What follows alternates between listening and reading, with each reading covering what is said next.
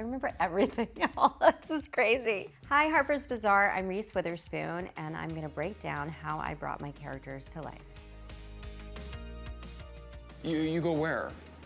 Harvard, law school. You got into Harvard Law? What, like it's hard? Elle Woods is a college graduate from Southern California, and she thinks she's on a track to marry her college boyfriend, but he ends up going to Harvard Law, so she decides she is going to go to Harvard Law to get him back after he breaks up with her. So I always thought it was very cool that that character was such a feminist. She could have all this really strong ideology about what women could accomplish, but she could also be very obsessed with clothes and hair and makeup, which is what a lot of young women are. The costume designer Sophie Durakoff and I collaborated. This was our first collaboration to create Elle Woods. In the script it said she had been like a sunscreen model. So we knew we were gonna have to do some bikini looks and we were gonna have to do bright colors. We wanted her hair really bright blonde. I remember the first day of going to Harvard that Sophie wanted her in a all pink leather look because she wanted her to look like a piece of luggage. We went to Fredericks of Hollywood to buy the bunny costume together. And so I had to try on all these bustiers and make sure that all the bits were in the right places. And it was really a collaboration too between the hair and makeup people too, because creating that big bouncy kind of 90s supermodel hair was really important to the character. So when I was researching the role of Elle Woods, I would go down to USC and go into the sorority houses. I had a friend from high school who belonged to one of the sororities, and so I would go and just hang out and listen to what they talked about, the way they did their nails, the way they decorated their rooms, kind of the traditions that they had about pinning ceremonies and going out on Friday nights. And I learned so much, and it really influenced how I held my body, how I used my hands in the performance, the cadence of my speech. But I took the part really seriously. I think that was part of, you know, as I talked to people like Selma Blair and Luke Wilson and Jennifer Coolidge about that time as we remember it, they all come back to me and say, you were very serious. I did, I took comedy really seriously. I really thought the more committed I was, the funnier it was. So it was all about just creating character that I really understood throughout the entire shooting so that you could throw anything my way and I could still stay in character. Yeah, the impact of Legally Blonde has been unreal. I mean, just the idea that I've traveled all over the world, from Japan to Africa to India to all over Europe, and had women come up to me and say, I became a lawyer because of Elle Woods. The other thing I really love about Elle Woods is that so many women have got to play her in the stage play. So I share that character with so many young women, and it's really a touchstone, I think, for a lot of people, because they'll say, I was in the Legally Blonde musical in my school or my local theater company. And it's just meaningful. It's very resonant at a certain time in your life where you're really trying to discover who you are. And it's why it's one of my favorite movies I've ever done. It's one of my favorite characters I ever created. Jake! You dumb, stubborn redneck hick! The only reason you won't sign these papers is because I want you to. Wrong! In Sweet Home Alabama, I play Melanie Carmichael, who's also Melanie Smooter. And she's from Alabama originally, but she's managed to mask and all of her accent and all her Southern affectations in order to blend into New York. Her fiance is the mayor's son, and he presents like JFK Jr. He is the ultimate bachelor that he's decided he wants to marry her, but she has just one little tiny hitch, is that she's still married to her high school sweetheart down in Alabama, so she has to get a divorce. I'm gonna have to escort you out. Use the cuffs, Wade, please. Wade, if you can just get him to sign these papers, I'll let you run me out of town. Now that's none of your concern. What do we got here? It's just amazing. It was so fun to create that character with Sophie Durakoff. Because she's a fashion designer, Melanie Carmichael designs all these incredibly high fashion outfits. And I actually do think we were lucky enough to get to pretend that Melanie had designed Marc Jacobs' collection. But she brings all that style to her little town in Alabama. This was my short hair era. I think my hair after Legally Blonde, I think I had to cut it because we had styled it so much. I had to have the short haircut just for breakage. I remember Anne Morgan designed this hairstyle, And I just remember there were lots of flat irons and lots of pomade. I love the outfit too, that where she's walking through the Civil War reenactment to try and find her father. I just love the idea of somebody walking through a field in Yves Saint Laurent boots in a Marnie outfit. It was just fabulous. And just having this like chic haircut that required tons of attention and time. It's just creating the artifice of that. Well, I got to work with so many amazing actors, Candice Bergen and Patrick Dempsey and Jean Smart and Melanie Lynskey. Melanie Lynskey, amazing. And it's so incredible to see her thriving and everybody appreciating her. She's having such a moment right now. And so is Jean Smart and Jennifer Coolidge. I've worked with all these amazing people. It's so nice to see them having their flowers, getting their flowers right now. Well, Sweet Home Alabama was a big deal for me business-wise just because it was like, I think for me, after Legally Blonde, it was really important that I was in a movie that was just stayed in the same kind of wheelhouse, but could showcase a completely different character and that people would want to see that. And it became a very big commercial success. And still to this day, when I go anywhere in the South, people stop me and ask me about Sweet Home Alabama, and I always have to say, I hate to break it to you, we didn't make it in Alabama. Because everybody thinks I'm from Alabama. I'm not. I'm from Louisiana, which is very close. And I live in Tennessee. It's a whole Southern experience. I'm not fucking perfect. You think you know me so well? I fuck up too. I make mistakes. I've made mistakes bigger than this.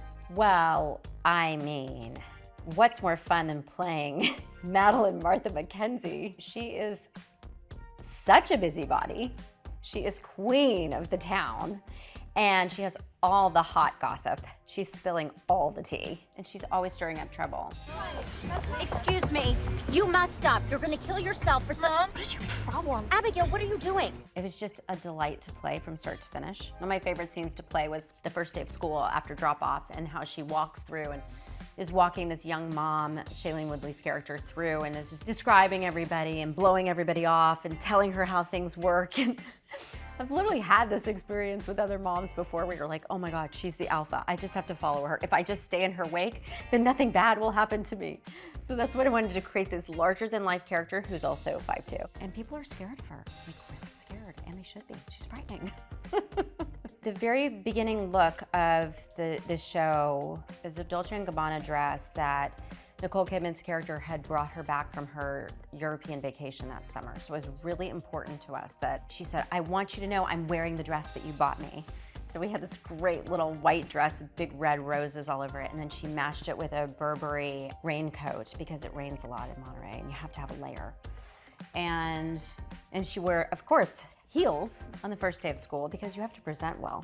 Otherwise, your children aren't accepted. And this is gonna sound crazy, but in 2017, I had never worked with that many women of that level of accomplishment and stature. To have this troupe of 5 women who were so accomplished, being in scenes together, talking with each other, having dynamics we had to work out together. Really, up until that point, I'd only ever been in movies and television shows opposite a man. It was an incredible exploration of what goes on inside of female friendships and dealt with themes of domestic violence that were very serious, and I'm really enormously proud of everything we accomplished together. It was incredible that it was so well received and the fandom was so amazing that we were able to get Meryl Streep in season 2. She called up Nicole and was like, I want to join the fun. So it was really great that she came and played with us for season 2. And then, yeah, we had that very mysterious ending where we all turned ourselves in, but did we? I don't know. We went into the police station, but you don't know what happened there. So we kind of wanted to leave it on a cliffhanger in case we ever want to revisit Monterey. And they just keep fighting, because all they want to do is hear themselves talk. And they all want to be right. And they all want to win. And that's all they fucking care about. And there's a human cost. And it's exhausting! I'm exhausted! Okay, Jesus. Bradley Jackson is such a force. She's a force for truth in journalism, and she's always trying to get to the bottom of things and also wake people up, trying to make people understand that there's more depth to the human experience. It's very important to her. Her integrity is really important to her. So, a woman that you have known for a very long time came to you in major distress over a mistake that she made. How many years ago? 10, but she's a journalist. Okay, well, it was a mistake. But ultimately, she starts to become part of the morning show machine. So it's a really fascinating show to be on. When I first started to create Bradley Jackson, started thinking about her voice and how she talks and where she's from, West Virginia. She starts off as a character who's filming her own material, editing her own material, writing her own copy. She gets then thrust into the New York media world, which is wildly different. Glossy and fake and phony. So I wanted that character to feel very like she did her own hair and makeup. Her clothes were her clothes and she didn't want any help from anybody. But she slowly starts to enjoy that kind of life, and she slowly starts to put on those fancier suits and the glossy blonde hair, and she starts to want to play the part and be part of the machine. And then I guess the question mark for the audience is, has she changed? Has she become something she always hated? And definitely in season 3, you start to see the breakdown of her ethics and her morality and how she suffers the consequences of some of her actions, trying to cover up her behavior and the behavior of someone close to her. Am I not supposed to say? No. Oh, okay. Yeah, no, she's really having a lot of moral and ethical dilemmas in season 3. Yay! No, it's gnarly. It's crazy. And the other thing that's really great about season 3 is there's all these people starting to come in. It's very ripped from the headlines. A billionaire comes in and he's trying to buy the network. And what does that mean? Is he gonna control what is said? Is he gonna control the news? It has, you know, feelings of what happens when tech and media all becomes very narrow in scope because of who owns that entity. So it's great questions, great romance, lots of drama. It's very engaging. Season 3 is amazing. Getting to work very closely with Jennifer too has been such a dream for me because we met on Friends a long time ago. I played her sister. Oh my God, Rachel! Oh my God, introduce us.